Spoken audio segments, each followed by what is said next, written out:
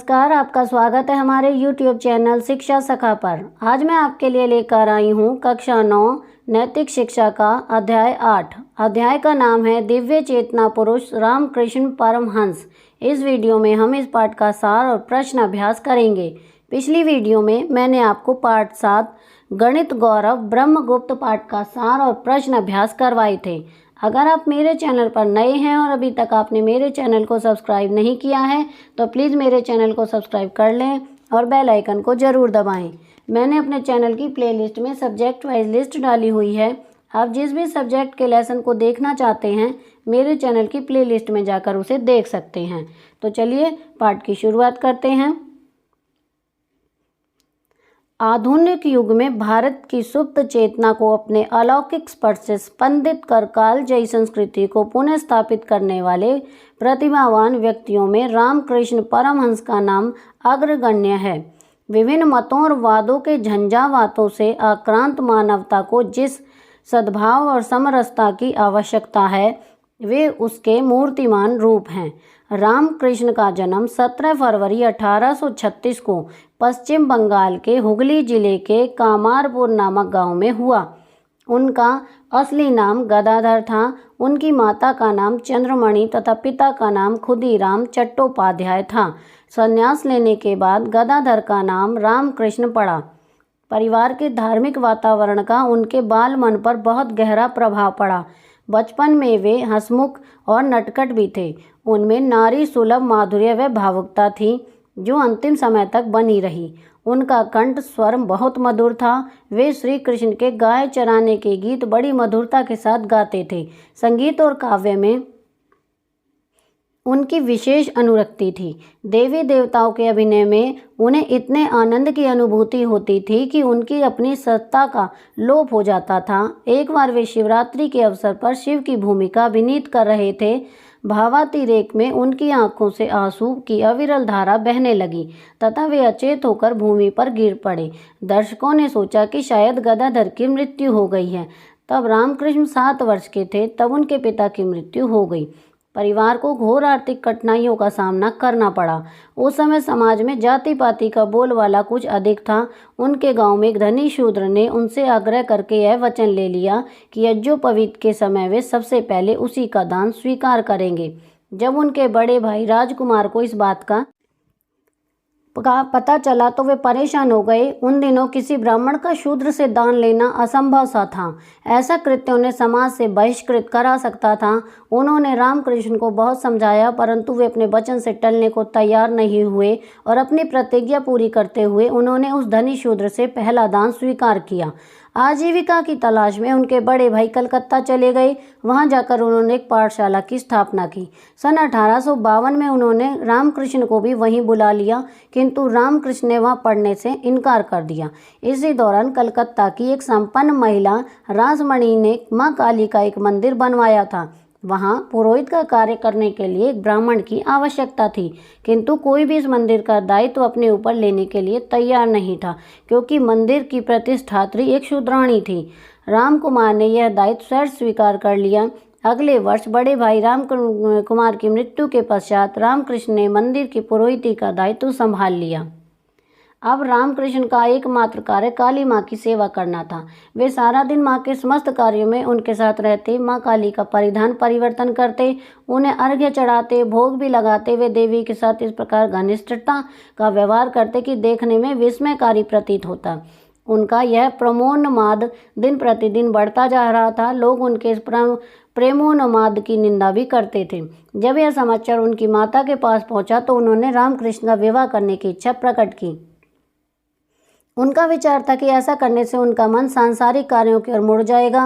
विवाह के पश्चात वे फिर मंदिर में आ गए। मंदिर में प्रवेश करते ही उनका भक्ति में उन्माद पहले से भी अधिक वेग से प्रकट हुआ। उनका मानसिक संतुलन छिन्न भिन्न सा हो गया। उनके नेत्रों के पलक गिरने बंद हो गए। वे एकटक काली माँ को निहारते रहते और प्रार्थना करते। 2 वर्ष तक उनकी यही दशा रही। एक दिन दक्षिणेश्वर में भैरवी नाम की एक सन्यासिनी आई। रामकृष्ण को देखते ही उसके नेत्रों से आंसू बहने लगे। उसने कहा, वत्स, न मालूम कितने दिनों से मैं तुम्हें तलाश रही थी। काली के भक्त रामकृष्ण और भैरवी के मध्य उसी समय माता पुत्र का संबंध स्थापित हो गया। रामकृष्ण ने उन्हें अपनी आध्यात्मिकता माता एवं शिक्षिका के रूप में स्वीकार किया। भैरवी ने रामकृष्ण को आध्यात्मिक साधना के सभी मार्गों, यहाँ तक कि तांत्रिक साधना भी सिखा दी। भैरवी के प्रभाव से वे ईश्वर को माँ के रूप में पूजने लगे, किंतु उनकी आध्यात्मिक ज्ञान की यात्रा अभी पूरी नहीं हुई थी। सन 1864 में एक वेदांतिक पंडित व साधक तोतापुरी ने उनको वेदांत की शिक्षा दी। उनकी समझ में आ गया कि साकार और निराकार एक ही सत्ता है। यह वैसे ही एक है जैसे दूध और उसकी धवलता, हीरा और उसकी चमक, अथवा सर्प और उसकी वक्रता। एक के बिना दूसरे का विचार ही असंभव है। माँ और ब्रह्म दोनों एक ही हैं। मंदिर में सभी पंथ संप्रदायों के लोग आकर ठहरते थे। वहीं पर एक दिन रामकृष्ण गोविंद राय नामक गरीब मुसलमान को पूजा व प्रार्थना करते हुए देखा। वे समझ गए इस व्यक्ति ने इस्लाम के द्वारा भगवान को पा लिया है। उन्होंने उस मुसलमान की प्रेरणा से कुरान पढ़ी। अब वे मंदिर की सीमा से बाहर रहकर अल्लाह का नाम जपने लगे। एक भिन्न विचारधारा के प्रति उनका यह समर्पण विस्मित करने वाला था। इस्लाम साधना के इस अनुभव की उनके व्याख्याताओं ने इस प्रकार व्याख्या की है कि भारत के दोनों संप्रदाय अद्वैत व निराकार ब्रह्म के आधार पर ही परिभाषित हैं। इसी प्रकार एक अनुभव द्वारा रामकृष्ण का ईसाई धर्म के साथ भी साक्षात परिचय हो गया था। सन 1874 में कलकत्ता के मल्लिक नामक एक हिंदू ने उन्हें बाइबल पढ़कर सुनाई। यहाँ पहली बार रामकृष्ण को ईसा का परिचय प्राप्त हुआ। एक दिन उन्होंने दीवार पर टंगा हुआ मेरी और उनके पुत्र का चित्र देखा। चित्र को देखकर वे भावमुग्ध हो गए। उन्हें लगा कि वे दृश्य मूर्ति उनके अंदर प्रवेश कर गई है और उनके समस्त बंधनों को तोड़ दिया। कई दिनों तक वे ईसाई चिंतन व ईसा के प्रेम में ही मगन रहे। वे ईसा के साथ एकाकार हो गए। उस समय से वे ईसा के देवत्व में विश्वास करने लगे। परंतु उनके लिए केवल ईसा ही भगवान के अवतार नहीं थे। ईसा से पूर्व कृष्ण और बुद्ध भी अवतार हुए हैं। जैन तीर्थंकरों व सिख गुरुओं के प्रति भी उनके मन में श्रद्धा भाव था। विभिन्न साधना मार्गों व पंथों की जानकारी प्राप्त करने के बाद उन्होंने समझ लिया कि सभी धर्मों में ईश्वर एक ही है, केवल उसे प्राप्त करने के मार्ग अलग अलग हैं। वे अपने शिष्यों से कहते थे, मैंने हिंदू, मुसलमान, ईसाई सभी धर्मों का अनुशीलन किया है। मैंने देखा है कि उसी एक भगवान की तरफ सबके कदम बढ़ रहे हैं, यद्यपि उनके पथ अलग अलग हैं। रामकृष्ण की दृढ़ भक्ति और सच्ची विरक्ति को देखकर लोग उनकी ओर आकृष्ट होने लगे। अनेक लोग उनके अनुयायी भी बन गए। अपने समय के प्रसिद्ध समाज सुधारक केशव चंद्र सेन उनसे बहुत प्रभावित हुए। यद्यपि केशव चंद्र रामकृष्ण के प्रेमोन्माद को पहले संदेह की दृष्टि से देखते थे तथा इसे रुग्णता मात्र मानते थे, किंतु भगवान के बारे में रामकृष्ण के प्रभावशाली शब्दों को सुनकर तथा विचार बुद्धि की स्पष्टता को देखकर वे आश्चर्य में डूब गए। नरेंद्र, जो बाद में स्वामी विवेकानंद के नाम से विख्यात हुए, रामकृष्ण के ही शिष्य थे। इन्हें स्वामी विवेकानंद ने शिकागो धर्म संसद में वेदांत और भारतीय संस्कृति की तार्किक व्याख्या कर पूर्वाग्रह यूरोप व अन्य धर्मावलंबियों के ज्ञान चक्षु खोल दिए। रामकृष्ण तन और मन दोनों से अत्यंत संवेदनशील थे। अधिक शीत ताप उनसे सहन नहीं होता था। एक बार ठंड लगने से उनका गला सूज गया और वहाँ घाव बन गया। डॉक्टरों ने उन्हें बोलने से मना किया, परंतु उन्होंने डॉक्टर की बात नहीं मानी और उपदेश देना जारी रखा। इससे उनकी तकलीफ और बढ़ गई। इतना होने पर भी उनके होंठों पर सदैव मुस्कान रहती थी। रामकृष्ण का स्वास्थ्य प्रतिदिन बिगड़ता गया। दिसंबर 1885 में उन्हें स्वास्थ्य लाभ के लिए कलकत्ता के समीप कोसीपुर के उद्यान में लाया गया। अपने जीवन के शेष दिनों 8 मास उन्होंने वहीं पर व्यतीत किए। अब हम इस पाठ के प्रश्न अभ्यास करेंगे। पहला प्रश्न है, रामकृष्ण परमहंस के व्यक्तित्व की विशेषताएं बताओ। उत्तर, रामकृष्ण परमहंस के व्यक्तित्व की विशेषताएं निम्नलिखित हैं। रामकृष्ण परमहंस बचपन से ही हंसमुख और नटखट थे। उनका कंठ स्वर बहुत मधुर था। संगीत और काव्य में उनकी विशेष रुचि थी। वे सभी धर्मों का आदर करते थे। उनमें नारी सुलभ माधुर्य व भावुकता थी। प्रश्न 2, रामकृष्ण को बचपन में क्या शौक था। उत्तर है, रामकृष्ण का कंठ स्वर मधुर था। वे श्री कृष्ण के गाय चराने के गीत बड़ी मधुरता के साथ गाते थे। संगीत और काव्य में उनकी विशेष अनुरक्ति थी। देवी देवताओं के अभिनय में उन्हें इतने आनंद की अनुभूति होती थी कि उनकी अपनी सत्ता का लोभ हो जाता था। प्रश्न 3, 19वीं सदी में भारतीय समाज की जाति व्यवस्था कैसी थी। उत्तर, 19वीं सदी में भारतीय समाज में ब्राह्मण का शूद्र से दान लेना असंभव था। उस समय जातीय भेदभाव बहुत अधिक था। जो भी ब्राह्मण शूद्र से दान लेता था उसे समाज से बहिष्कृत किया जा सकता था। प्रश्न 4, किस घटना से पता चलता है कि रामकृष्ण बचपन से ही दृढ़ निश्चयी थे। उत्तर, जब उनके गांव में एक धनी शूद्र ने उनसे आग्रह करके यह वचन ले लिया था कि यज्ञोपवीत के समय में सबसे पहले उसी का दान स्वीकार करेंगे, जबकि उन दिनों किसी ब्राह्मण का शूद्र से दान लेने के कारण उसे समाज से बहिष्कृत भी किया जा सकता था, इन सब के बावजूद उन्होंने अपनी प्रतिज्ञा पूरी करते हुए उस धनी शूद्र से पहला दान स्वीकार किया। इस घटना से पता चलता है कि रामकृष्ण बचपन से ही दृढ़ निश्चयी थे। प्रश्न 5, रामकृष्ण ने तांत्रिक साधना की शिक्षा किससे प्राप्त की? उत्तर है भैरवी से। प्रश्न 6, उनका अपने तांत्रिक गुरु से किस प्रकार संबंध था बना? उत्तर है उनका अपने तांत्रिक गुरु से आध्यात्मिक माता एवं शिक्षिका का संबंध था। प्रश्न 7, रामकृष्ण ने अपने शिष्यों को क्या संदेश दिया? उत्तर है रामकृष्ण ने अपने शिष्यों को संदेश दिया कि मैंने हिंदू, मुसलमान, ईसाई सभी धर्मों का अनुशील किया है। मैंने देखा है कि उस समय भगवान की तरफ सबके कदम बढ़ रहे हैं, यद्यपि उनके पथ अलग अलग हैं। प्रश्न 8, विभिन्न संप्रदायों के प्रति उनके विचार किस प्रकार के थे? विभिन्न संप्रदायों के प्रति उनके मन में श्रद्धा भाव था। उनके अनुसार सभी धर्मों में ईश्वर एक ही है, केवल उसे प्राप्त करने के मार्ग अलग अलग हैं।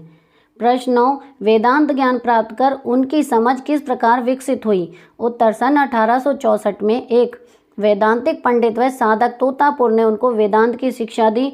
उनकी समझ में आ गया कि साकार और निराकार एक ही सत्ता है। यह वैसे ही एक है जैसे दूध और उसकी ध्वलता, हीरा और उसकी चमक अथवा सर्प और उसकी वक्रता। एक के बिना दूसरे का विचार यह संभव है। माँ और ब्रह्म दोनों एक ही हैं। प्रश्न 10, केशव चंद्र सेन की रामकृष्ण के संबंध में धारणा किस प्रकार परिवर्तित हुई? उत्तर, केशव चंद्र सेन रामकृष्ण के प्रेमोन्माद को पहले संदेह की दृष्टि से देखते थे तथा इसे रुग्णता मात्र मानते थे, किंतु भगवान के बारे में रामकृष्ण के प्रभावपूर्ण प्रभावशाली शब्दों को सुनकर तथा विचार बुद्धि की स्पष्टता को देखकर उनकी धारणा परिवर्तित हो गई। प्रश्न 11, रामकृष्ण का जीवन भारतीय संस्कृति की मूर्तिमान अभिव्यक्ति कैसे है? उत्तर, रामकृष्ण के मन में सभी धर्मों के प्रति श्रद्धा भाव था। रामकृष्ण की दृढ़ भक्ति और सच्ची विरक्ति को देखकर लोग उनकी ओर आकृष्ट होने लगे। अनेक लोग उनके अनुयायी बन गए। भगवान के बारे में रामकृष्ण के प्रभावपूर्ण प्रभावशाली शब्दों को सुनकर तथा विचार बुद्धि की सफलता को देखकर प्रसिद्ध समाज सुधारक केशव चंद्र सेन भी आश्चर्य में डूब गए। उनके ही एक शिष्य स्वामी विवेकानंद ने शिकागो की धर्म संसद में वेदांत और भारतीय संस्कृति की तार्किक व्याख्या कर यूरोप के व अन्य धर्मावलंबियों के ज्ञान चक्षु खोल दिए थे। इन सभी घटनाओं व उदाहरणों से पता चलता है कि रामकृष्ण का जीवन भारतीय संस्कृति की मूर्तिमान अभिव्यक्ति है।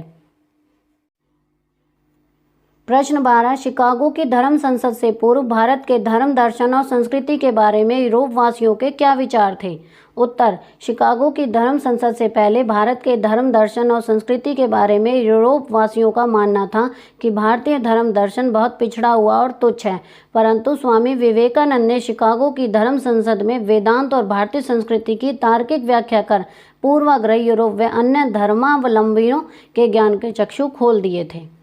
प्रश्न 13, अपने पुस्तकालय से रामकृष्ण परमहंस की जीवनी पढ़ो और चर्चा करो। तो यह कार्य छात्र स्वयं करेंगे।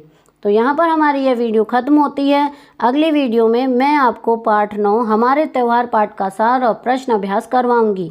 आपको मेरी ये वीडियो कैसी लगी मुझे कमेंट करके ज़रूर बताएं। मेरी वीडियो को ज़्यादा से ज़्यादा लाइक करें, शेयर करें और चैनल को सब्सक्राइब करना ना भूलें। Thank you.